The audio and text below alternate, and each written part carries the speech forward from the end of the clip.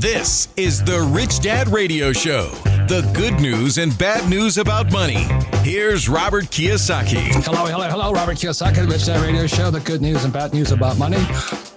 Very special show today. Important show. Probably the reason the Rich Dad Company was founded. August 15th, 1971, a man named Tricky Dick Nixon took the dollar off the gold standard.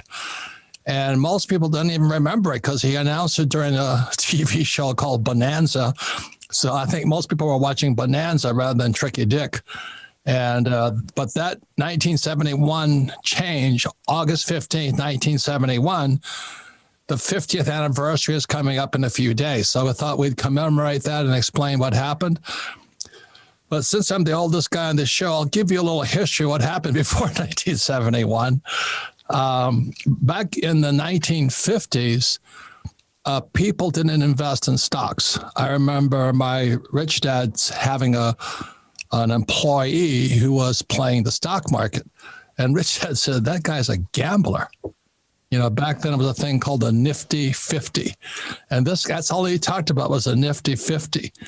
Now, this is the difference. My rich dad was an entrepreneur, and entrepreneurs don't need to invest in stocks because they create their own assets. So that was in the 1950s. And if anybody did anything, they saved money. And prior to 1971, it was really smart to save money because after 1971, they started printing it. So back in prior to 1971, when I was a kid, people saved money, gamblers were in the stock market, and people bought bonds because bonds were safe because they weren't printing money. And I remember as a kid, I had a little bank that said Bishop Bank, which today is First Hawaiian Bank. And I would save my little pennies and all that, take it down there, and I put it in my little passbook, and I got, 3% or whatever it was. It wasn't much. And then we bought U.S. savings bonds. So I still remember the numbers. Not good at numbers, but I do like dollar signs in front of them. If you put $18.75 into a savings bond, in 10 years, you got $25. Now, it didn't excite me because 10 years when you're only 10 years old is a long time. So I said, oh boy, in 10 years, I got $25. Somehow it didn't register for me. But my rich dad kept saying, that's the smart thing to do. So Rich Dad had bonds and he built his own assets. He was a real estate guy because, as you guys know, as Ray Kroc of McDonald's says, the purpose of a business is to buy real estate. So he started set up businesses. He'd buy real estate and he put it in. He had residential property, which my poor dad called slums. And what they were basically large tracts of land that he would put Quonset huts on, because Quonset huts was military surplus after World War II. And then my job and Richard's son and our job was to go collect rent. If you want a financial education, go collect rent. Until you hear more bullshit than you ever hear in your whole life. And when I talked to Donald Trump, he says that was one of the best experiences his father ever gave him, was to go collect rent. And you hear more stuff. So anyway, after 1971, they started printing money. And that's when, 1972, I started buying gold because I understand what's going on, that 87 was a big stuff. What happened in 71 was that. 74 was the ERISA, Employee Retirement Income Security Act, which then forced everybody into the stock market. So I remember my rich dad saying, those frickin' guys, they're putting all these people who are idiots into the stock market. They don't even know what they're doing. And so the whole retirements were now based upon a thing called the 401k, also called a DC, a defined contribution plan. And certain employees, like from Ford Motor Company and the government, had defined benefit plans. That was 74 was a major change. Again, 71, 74. And then came the 87 stock market crash, and a few people understood that it wasn't as understood the thing about gambling. And, I was watching this. Then came the Glass-Steagall. They repealed Glass-Steagall, I think around 1995 or something like that. Clinton did that one. And what Glass-Steagall did is it made commercial banks and investment banks the same. You could gamble. And there was so much corruption that came when you had investment banks and regular savings banks getting together. So they started putting savings of the savers into the stock market. That's what the repeal of Glass-Steagall did. Then we had the crash of 2000, which they called the dot-com crash. Then came 2008, and they call it a subprime mortgage crash, and they blamed the poor people for the crash, but it wasn't the poor people who did it. Again, it was Wall Street, the Treasury, and the Fed. And then they never fixed the problem. They never fixed the problem. And all they did was print more money. So 1971 continued on in mass after 2008. And today in 2021, I'll give you a number, they started coming up with things called quantitative easing. And what that quantitative easing was to do was to keep money into the economy, because it was like this huge hot air balloon going in the sky, that if that hot air balloon came down, the little gondola was you and me. So if that gondola, that big balloon didn't stay in the sky and it started to empty, the crash would be the little gondola below it, and that's us. We'd get crushed. So what happened was, I still remember they came, I forgot which Fed chairman it was, says QE3 is going to fix it. This is the bazooka. We're going to print so much money that will fix the problem forever. So in QE3, they were putting, I think, 80 billion a month into the economy. 80 billion. Today, it's 120 billion. They're trying to keep this hot air balloon in the sky, because this balloon, and hanging below it is you and me. So that's where we are, and that's why the 50th anniversary is coming up. And if that balloon comes down, it's going to be a big one. So this special edition of Rich Dad Radio is the 50th anniversary of Tricky Dick taking the U.S. dollar off the gold standard. And then, like I said, it happened in 1971. Savers became the biggest losers. So I never saved money anymore. I saved gold, silver, Bitcoin, but not money. And what happened in 1971, debt became money and taxes. Because if you understand how money works, to print money, you have to have taxes to offset it. So it's debt and taxes. So today we have very special dear friends for years and years and years. Ken McElroy, who's our specialty on debt, and Tom Wheelwright, who's our expert on how not to pay taxes using debt. And Kim. So let Kim's, because Kim, these guys have made us frickin' millions of dollars, haven't they? Yes, they have. Yes, they have. We're very grateful to both of them. Thank you very much. And I pretty sure when Nixon 50 years ago, I'm sure they never envisioned what it would be like today, but 50 years ago, he said it was temporary. He said it was temporary, just like COVID lockdown was temporary. So if I understand correctly, Robert, by taking the US dollar off the gold standard also gave way to the dollar just devaluing over time, correct? It got worse than that, because if that didn't fix the banking system, it's a thing called the fractional reserve system. And there's all this stuff called Griffin's Dilemma and all this stuff that I studied nobody cares about. But today there's a euro dollar system. In other words, not the euro. There's more dollars overseas that are US dollars, and they're doing the same thing.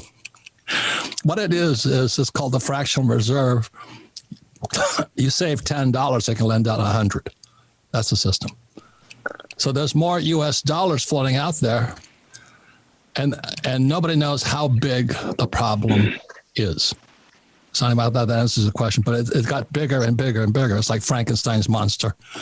Yeah. Happy 50th anniversary. Well, welcome, Tom, and welcome, Ken. Always great to have you guys on the show. Always good to be here. What a great show to be on. Yeah. Well, and Robert, you said when that happened, that when savers become losers and debtors got rich, so the more debt we have, the better off we are, because that debt is cheap.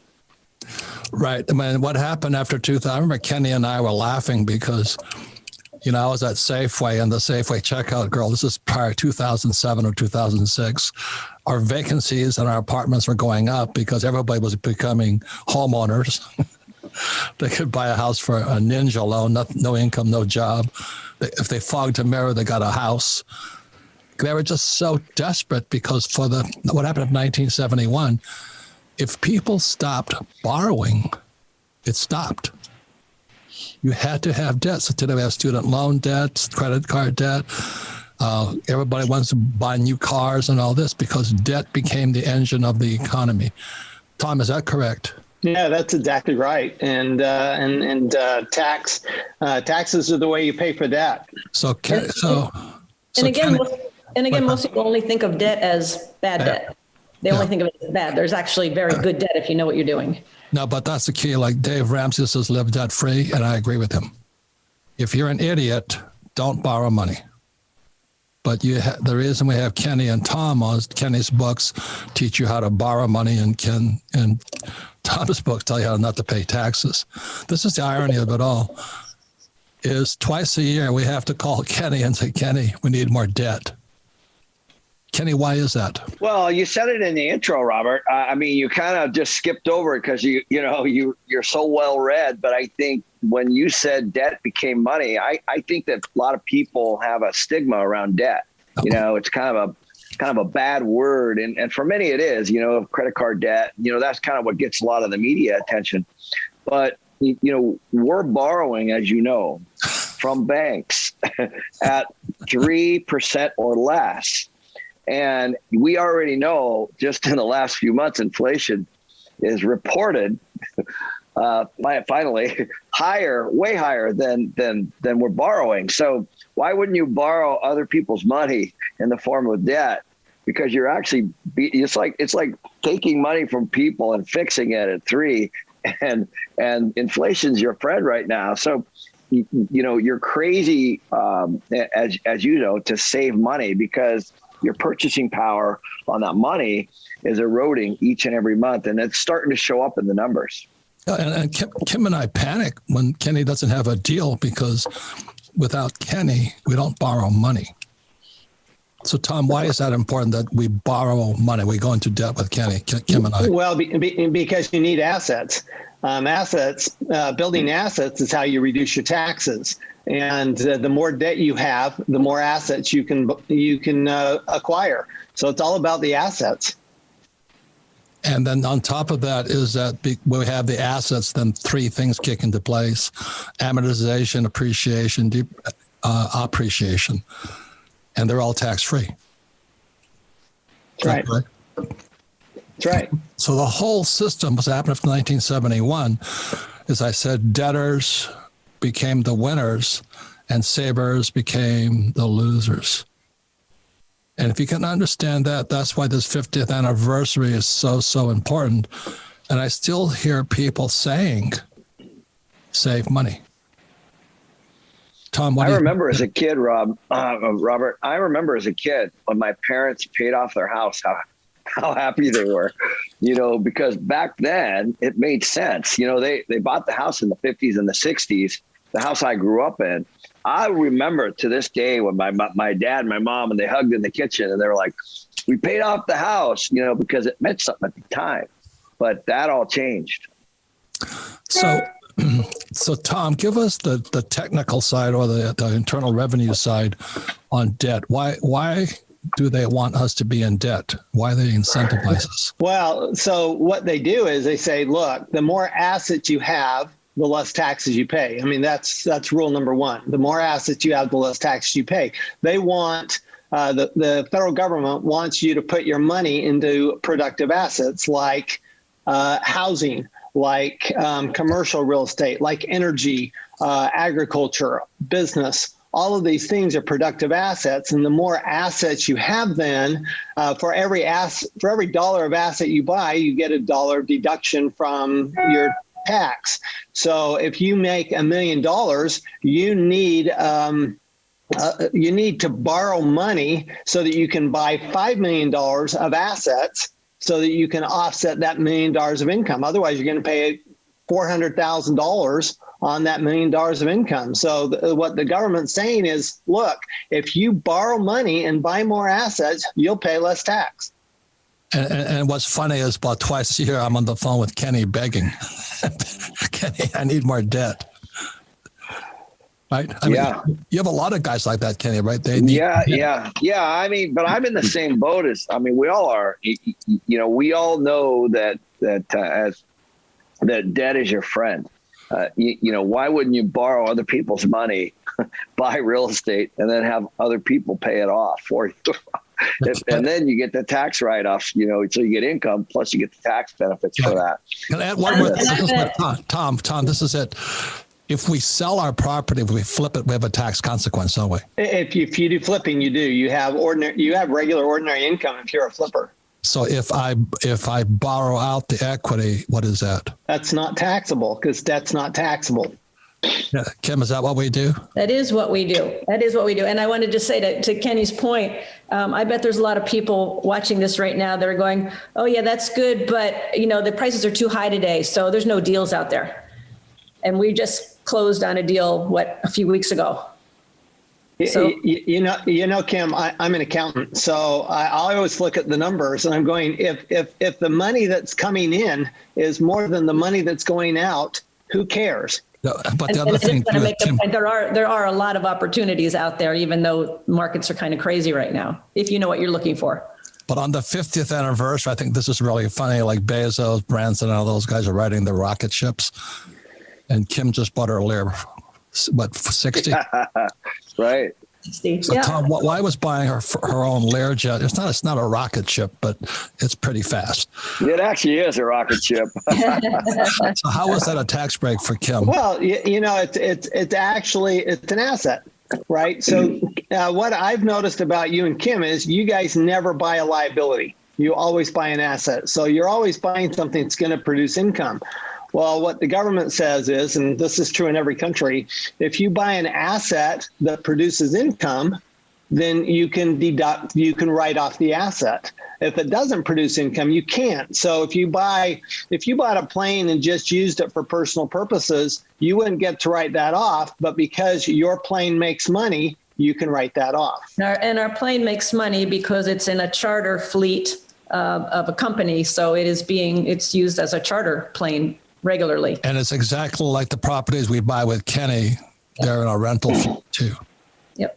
So what you're understanding is true capitalism here. So we come back with big finishing up. Final words from these people on the 50th anniversary of Tricky Dick Nixon's taking the dollar off the gold standard. Just when the stock market is all-time highs, real estate is all-time highs, bond market is all-time highs, and the big balloon is in the sky, and they keep filling it more and more with hot air. We'll be right back. Welcome back, Robert Kiyosaki, The Rich Dad Radio Show, the good news and bad news about the 50th anniversary of Tricky Dick Nixon taking the dollar off the gold standard August 15th, 1971.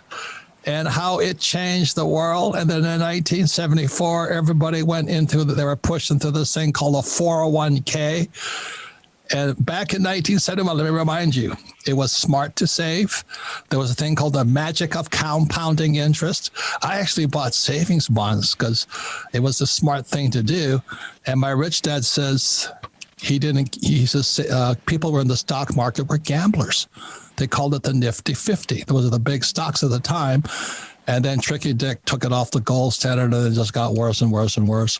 I think the biggest one was repealed the Glass-Steagall Act, which allowed mom and pop banks to merge with investment banks. It just went to this big casino. And now we're sitting at the biggest bubble in world history, I think. It's never been this big. I'll tell you a quick story. I was watching the Milwaukee Bucks play the Phoenix Suns. I was sitting at the bar, Tommaso's, Kim, and there was a woman there with her husband. She says, I'm a realtor. I go, oh my God. And she's sitting there with her accountant. And I'm going, oh my God.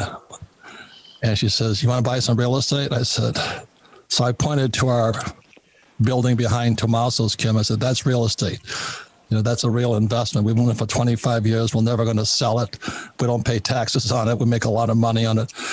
And so their accountant is sitting there. So this is the tax problem. She's been a realtor for 5 years in the bull market going up. So she's made a lot of money on commissions as she started flipping. She started buying and flipping. So now they have severe tax problems because they haven't paid any taxes. Oh, God. And so the accountant, this big fat guy eating this cannoli. And so I wish you were there, Tom. So I asked him, I said, what do you recommend? I mean, you want his answer was, flip more. And wow. Kenny, the classic line was, real estate never comes down. What do you think, Kenny? Until it does. Right. Yeah, of course it does. Yeah, I mean, it's the classic buy low, sell high if you can. And of course, we don't sell high.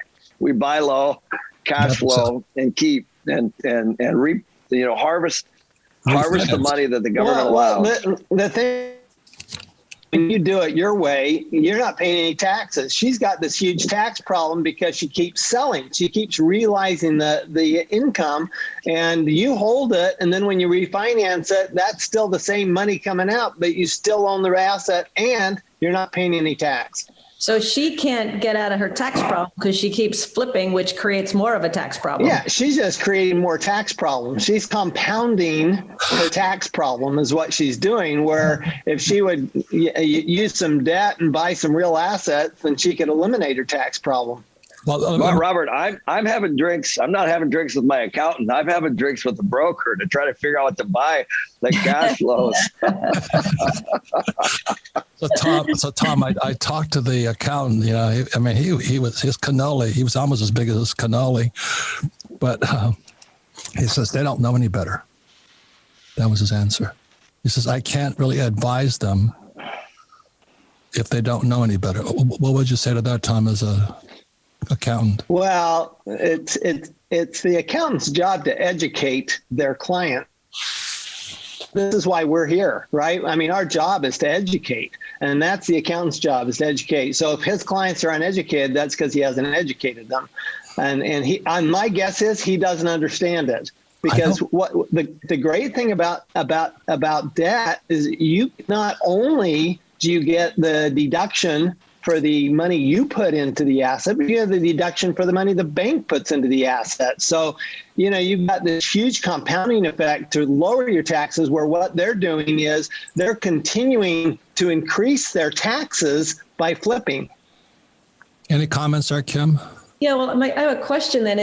So they're going to keep printing money. They're going to keep propping up the stock market until they can't anymore. So what's a person to do? What do you do today? Well, I'm still finding cash flowing deals, Kim. You're still finding them, Kenny? Oh, yeah. In fact, like literally right after this call here, we're on an investment committee call. We're looking at 6 to 8 deals a week. Obviously, we don't buy anything that doesn't cash flow or doesn't have a value add. Right. So wait. Kenny, that's I think the key question. Kenny doesn't just flip the property. He improves the property. Would you say that's true? Yeah. If it doesn't have a story, I'm not going to buy something and hope it goes up. That's not, I do what, as Tom knows, we call it forced equity. So like the last deal that we just bought, as you guys know, you guys are in it. It's a $20 million value add. Now, I know that sounds like a lot to a lot of your folks. What that means, Kenny, a value add, a $20 million value. What that means is that there was $1 million of NOI growth, net operating income growth inside. And so think of anything that's mismanaged or not managed well, or maybe the ownership doesn't see. So you go in and you inject some money and you create more value. So you improve the property, you increase the rents, you manage your expenses better, and on that one property. It's going to take a couple of years. We're going to get to about $1 million more in revenue than we had when we bought it. And so that's what investors buy into. And if you take a look, then you bring that property to the bank should value that. We bought it around 80 million. The bank should value that at around 100 million. Now, it's possible that I'm off. It's possible that I'm a little bit wrong, but I will tell you this. we're definitely going to increase the cash flow. That's for sure. We just don't know what the value is going to be. We think it's going to be somewhere between 96 and 100 million. That's what I'm talking about. So we have cash flow and we have value add. So Kenny, what was the total package from the purchase price and the value add?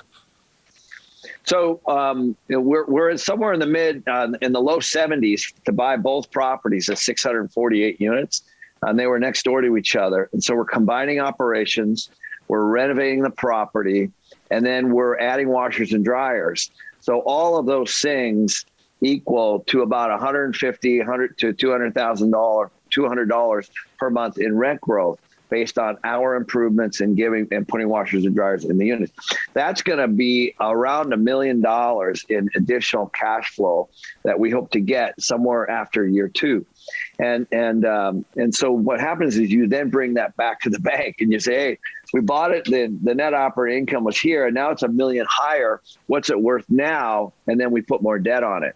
And that's a cash out refinance. Value add has cash flow, has value add, and then we that's how we get the investor money back. And it doesn't have to be a 600 unit property. No. It could be a single family house. You can do the same formula. I love the house hacking. A lot of people, I have a ton of friends that start by they what's called house hacking. They basically get a free home. So you take a duplex, you buy it, you live in one side, you rent out the other side. It covers all your expenses, and you're living tax-free and for free on the other side, while the people living next door to you are paying off your place. And then I literally just met last week with a young kid that I've been mentoring. He's 24 years old. He just did a cash out refi and took 138 grand out. He did that 2 years ago when I mentored him, and I met with him. He's like, hey, I got 138 grand now. That was because the market went up. That's a gift. That's not strategy, and that's not something that he could have predicted. Tom's that tax-free money? Well, it is tax-free money. And what I'm thinking about when Ken's talking about all the washers and dryers and all that kind of stuff, that's all tax deductions as well. So not only is the purchase price deductible through depreciation, but all of those improvements that Ken makes, those are deductible, and they're just additional tax benefits to his investor. Yeah. So I'm going to just say this. What would you guys say? How would you prepare for a crash? Kim, what are you doing to prepare for a crash? Well, we've got gold, we've got silver, we've got properties, we've got a place to run to. But basically, we're buying tangible assets: gold, silver, real estate. Got some Bitcoin. We're buying things that people have to use. It's like owning food. People always buy food. Kenny, what are you going to do for a crash?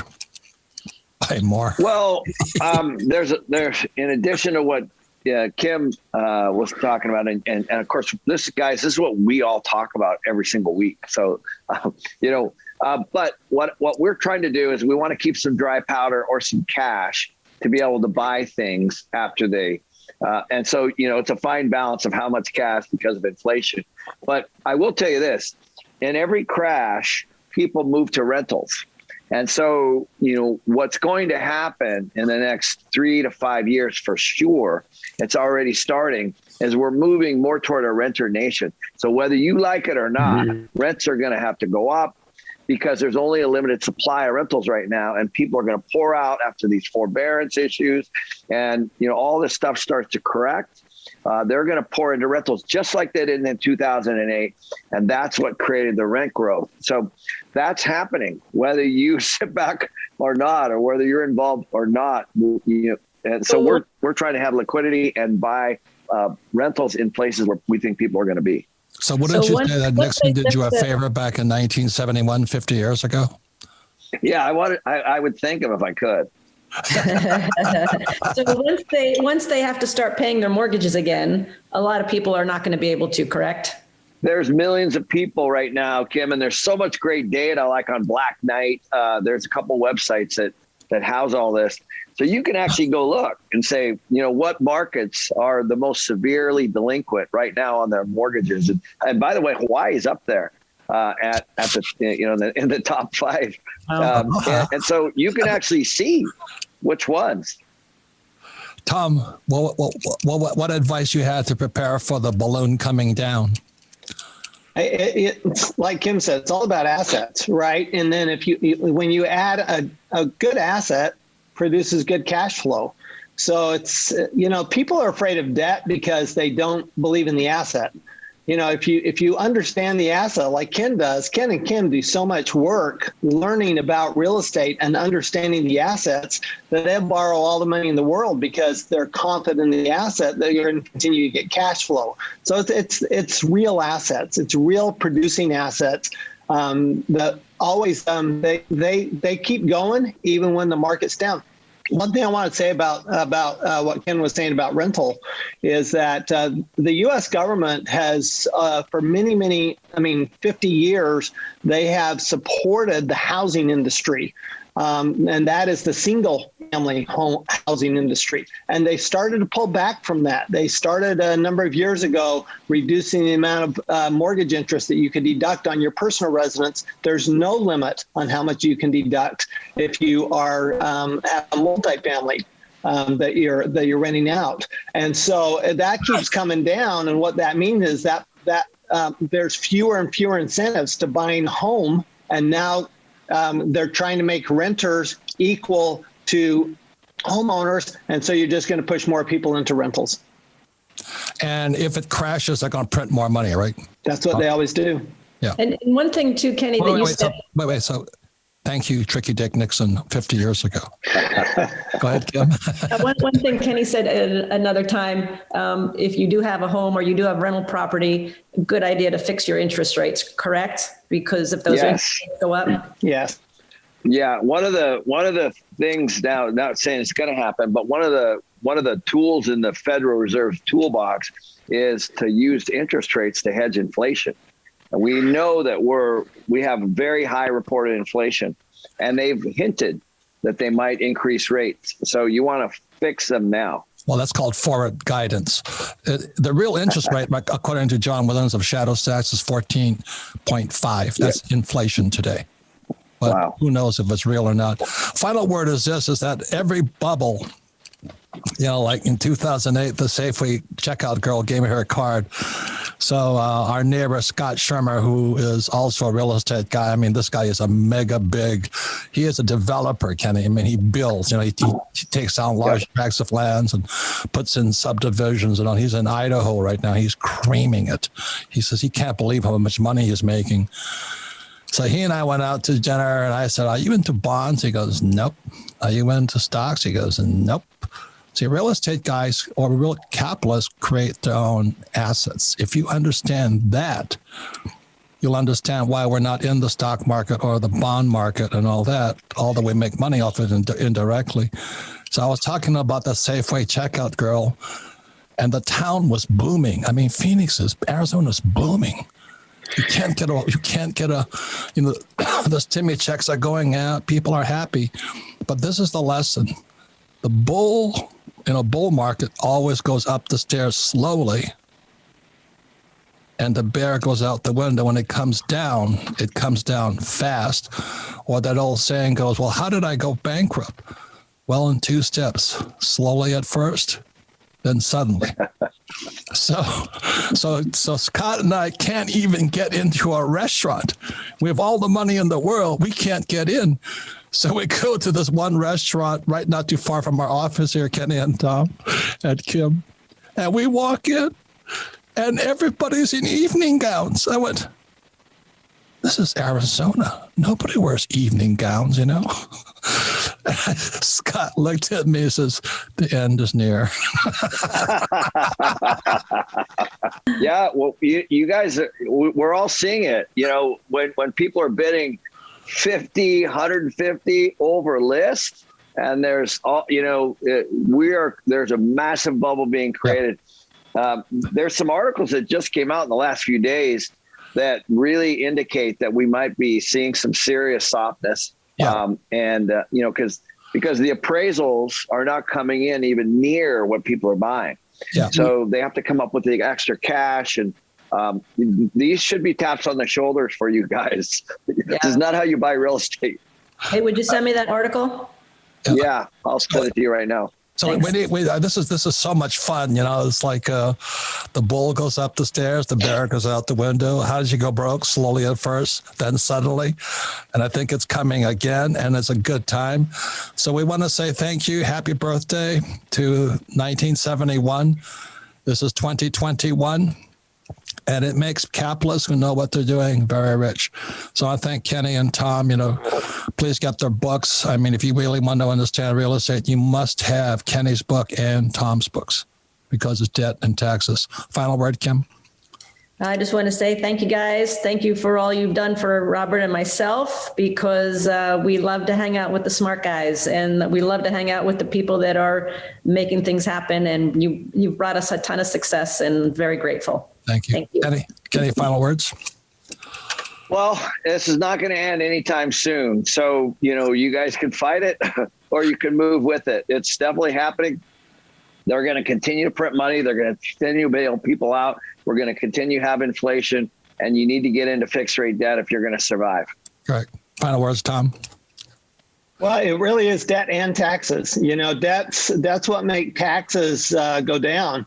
Robert, you and Kim would pay massive taxes if it weren't for the amount of debt that Kenny goes out and gets and produces huge cash flow. So it really does come down to the assets, cash flow, debt, and taxes.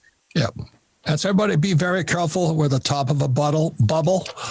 When people are wearing gold evening gowns in Phoenix, where the end is near. Thank you all for listening to the Rich Dad Radio Show. All right. We'll see you next time. Bye. Good seeing you guys. Hi, great to see you guys. Good to see you guys. And when we come back, thanks for listening to the special edition of the Rich Dad Radio Show, the 50th anniversary of Tricky Dick Nixon taking the dollar off the gold standard, August 15th, 1971. He made us all very rich people. We'll be right back for a wrap-up. Welcome back, Robert Kiyosaki, the Rich Dad Radio Show, the good news and bad news about money. The special edition of the Rich Dad Show is the 50th anniversary of Chicken Dick Nixon taking the dollar off the gold standard 50 years ago, August 15th, 1971, and how the insanity has blown up with the biggest bubble in world history. And if history is any guide, is going to be the biggest crash in history. Remember, the bull goes up the stairs. Everybody's happy at the top of a market. But when the bear comes down, that's when people get depressed. So that's why I thank you for listening to the Rich Dad Radio Show. So, Sarah, what are your final thoughts on the show? Okay, I have one question. Would the debt and tax strategy not be possible if he had reversed that 1971 That's correct. decision? Yeah, prior to 1970, please remember, 1950, it made sense to save money. It was called the magic of compounding interest because they weren't printing it. And that people were not in the stock market. And if they're in anything, they're in the bond market. So my rich dad often said to me, because I'll tell you, that guy kept playing the Nifty 50 stocks. And he says, that's a gambler. You see, a real entrepreneur has control. And prior to 1971, you put your money in the bank like there was control. They didn't print anymore. But today it's completely out of control. So that moment in history changed the entire trajectory of the world. Yep. Wow. And that's why, like you can see a lot of the history of Rich Dad, all the material we put up, I often refer to 1971. And I was on my way to Vietnam. And I got to Vietnam, and 6 months later, in January of 1972, and that's when I started buying gold. And today I'm buying Bitcoin, not at those prices, but I always buy low and sell high. I never sell, but it changed the world. But without my rich dad telling me, watch out in 1971, since the world's going to change. And here we are 50 years later. It is one of the biggest bubbles in world history. And it is a world bubble. Generally, bubbles are local. Mm-hmm. Like in Germany, it was just for Germany, or Zimbabwe was just Zimbabwe, or whatever it is. Today, it's global. And is that because the dollar's the reserve currency of the world? Is that why it impacts it so globally? Yeah. It was in 1944 was the Bretton Woods Agreement, just historically. And the U.S. made a promise that said we would back the dollar with gold. And then in 71, they broke the promise. Mm-hmm. And then it went out of control because the fractional reserve system. See, a bank doesn't even need your savings. You go to the bank, you say, I want to borrow $1,000. They just give it to you because they don't need anything. Right. And so now there's a euro dollar, which means it's not the euro, it's a dollar in Europe. They're lending it out. And one of the reasons Japan is a little bit more stable is because their currency is internal. It's a yen. So all these things is just macroeconomics, which is guys like George Gammon and all that, who I listen to. I got a lot of information from him, and Mark Moss and Peter Schiff, who hates Bitcoin. But anyway, the greatest thing today is we have access to information and smart people outside of the education system. So anyway, welcome to the 50th anniversary of Tricky Dick Nixon taking the U.S. dollar off the gold system. It's going to make some people extremely rich, and it's going to wipe out most people. So please, support, get Kenny's book, Tom's book. Kenny's book is the ABCs of real estate, and Tom's book is Tax-Free Wealth. It's debt and taxes. That's why 1971 and this 50th anniversary are so important. It's debt and taxes. That's Kenny and Tom. Thôi mong chờ vậy sao bật khóc trong ngu ngơ